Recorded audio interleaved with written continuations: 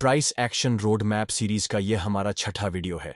इससे पहले हम hammer candle, bullish engulf, morning star, evening star, inverted hammer और शूटिंग स्टार कैंडल्स को कवर कर चुके हैं।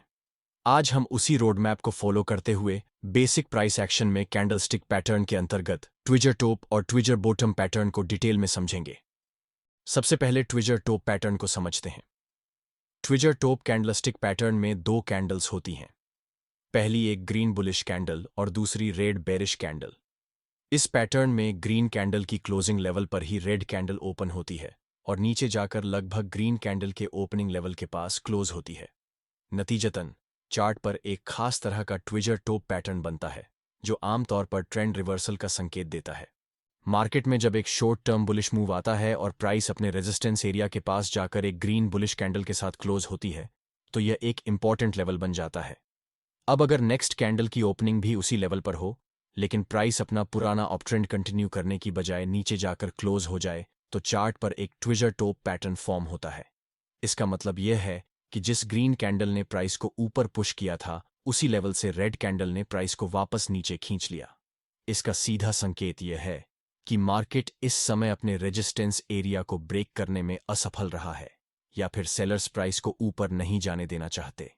प्राइस को रेजिस्टेंस से रिवर्स होते देखकर पुराने बायर्स अपनी पोजीशन से एग्जिट करने लगते हैं और नए सेलर्स इस लेवल से शॉर्ट पोजीशन बनाना शुरू करते हैं।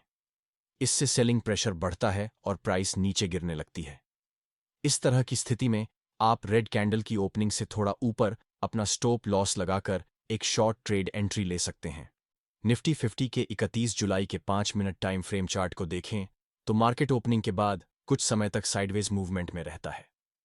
इसके बाद एक बुलिश एंगल्फिंग कैंडल के साथ ब्रेकआउट करता है। इस लेवल से बायर्स मार्केट में एंट्री लेकर प्राइस को धीरे धीरे ऊपर ले जाने की कोशिश करते हैं, लेकिन जब प्राइस अपने रेजिस्टेंस लेवल को ब्रेक नहीं कर पाती तो चार्ट पर लोअर लेवल्स से एक ट्रेंड लाइन बन जाती है। इसका मतलब यह है कि जब भी प्राइस इस ट्रेंड लाइन को टच करती है तो बायर्स मार्केट में बाइंग शुरू कर देते हैं और प्राइस को ऊपर पुश करने की कोशिश करते हैं। लेकिन साथ ही यह ट्रेंड लाइन बायर्स के लिए आखिरी सपोर्ट भी है। अगर यह ट्रेंड लाइन टूट जाती है तो बायर्स घबरा सकते हैं और अपनी पोजीशंस काटना शुरू कर देंगे। यही नहीं, इस ट्रेंड लाइन के ब्रेक होते ही नए फ्रेश सेलर्स भी मार्केट में एंट्री करके शॉर्ट पोजीशन बनाना शुरू कर देंगे। इसी जगह से मार्केट के बिग प्लेयर्स यानी ऑपरेटर्स अपना गेम शुरू करते हैं। वह रिटेल ट्रेडर्स को मार्केट से बाहर निकालने के लिए उनके डर का फायदा कैसे उठाते हैं, चलिए जानते हैं। जैसे ही प्राइस ट्रेंड लाइन को ब्रेक करती है, रिटेल बायर्स घबरा जाते हैं और अपनी पोजीशन से बाहर निकलने लगते हैं। कुछ ट्रेडर्स के स्टॉप लॉस हिट हो जाते हैं और वे भी मार्केट से बाहर हो जाते हैं। इसी दौरान ट्रेंड लाइन के ब्रेकडाउन पर जो सेलर्स शॉर्ट पोजीशन बनाते हैं उनके स्टॉप लॉस भी आमतौर पर उसी ट्रेंड लाइन के पास या फिर थोड़े ऊपर प्लेस होते हैं। इसके बाद प्राइस नीचे से दो ग्रीन कैंडल बनाते हुए फिर से ट्रेंड लाइन की तरफ रीटेस्ट करने के लिए आती है। यहां पर जो रिटेल ट्रेडर्स पहले से शॉर्ट पोजीशन लेकर बैठे होते हैं उन्हें डराकर मार्केट से बाहर कर दिया जाता है। दरअसल बिग प्लेयर्स को अपने ऑर्डर्स प्लेस करने के लिए लिक्विडिटी चाहिए होती है और यही वह जगह होती है जहां उन्हें वह आसानी से मिल जाती है। चार्ट पर ट्रेंड लाइन के पास एक ट्विजर टॉप पैटर्न बनता है जो इस बात का संकेत है कि अब मार्केट में सेलर्स का कंट्रोल बढ़ रहा है। इसके बाद एक स्ट्रॉन्ग बेरिश कैंडल बनती है और अलग अलग लेवल्स पर रखे गए बायर्स के स्टॉप लॉस को हिट करते हुए प्राइस तेजी से नीचे की ओर चला जाता है। असल समस्या यह है कि हम जैसे रिटेल ट्रेडर्स अक्सर अपनी क्षमता से ज्यादा बड़ी क्वांटिटी में ट्रेड करते हैं और जब मार्केट थोड़ा सा भी हमारे अगेंस्ट जाता है तो हम घबरा जाते हैं और पोजीशन काट देते हैं।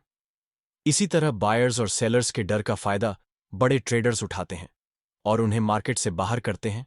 ट्विजर बॉटम पैटर्न तब बनता है जब मार्केट में एक शॉर्ट टर्म बेरिश मूव आता है और प्राइस सपोर्ट एरिया के पास एक रेड बेरिश कैंडल के साथ क्लोज होती है। इसके बाद नेक्स्ट कैंडल उसी लेवल पर ओपन होती है लेकिन प्राइस नीचे जाने की बजाय ऊपर क्लोज हो जाती है।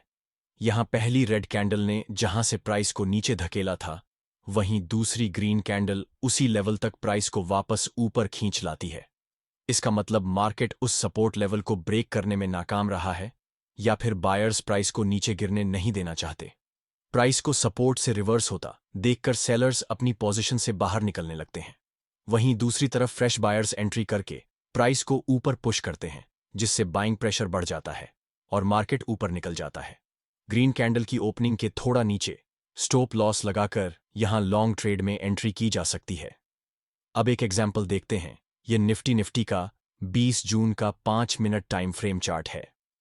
मार्केट ओपनिंग के बाद लगातार रेड कैंडल्स बनते हैं, लेकिन लोअर लेवल पर प्राइस सपोर्ट से बाउंस करती है और ट्विजर बॉटम पैटर्न बनाती है। यहां सेलर्स प्राइस को नीचे खींचने की कोशिश करते हैं, लेकिन सपोर्ट एरिया से बायर्स एक्टिव होकर एक स्ट्रॉन्ग बुलिश कैंडल बनाते हैं। इसका मतलब सेलर्स कमजोर पड़ रहे हैं और बायर्स मार्केट पर कंट्रोल ले रहे हैं। ट्विजर बॉटम एक बुलिश रिवर्सल सिग्नल देता है, और जैसे ही प्राइस एक स्ट्रॉन्ग ग्रीन कैंडल से प्रीवियस स्विंग हाई को ब्रेक करता है, मार्केट ऊपर की ओर रिवर्स हो जाता है। ध्यान रखें, ट्विजर टॉप पैटर्न हमेशा रेजिस्टेंस के पास और ट्विजर बॉटम पैटर्न हमेशा सपोर्ट के पास बने, तभी यह ज्यादा भरोसेमंद रिजल्ट देता है। क्योंकि किसी भी कैंडलस्टिक पैटर्न को काम करने के लिए चार्ट पर बने लेवल्स का सपोर्ट होना बहुत जरूरी है।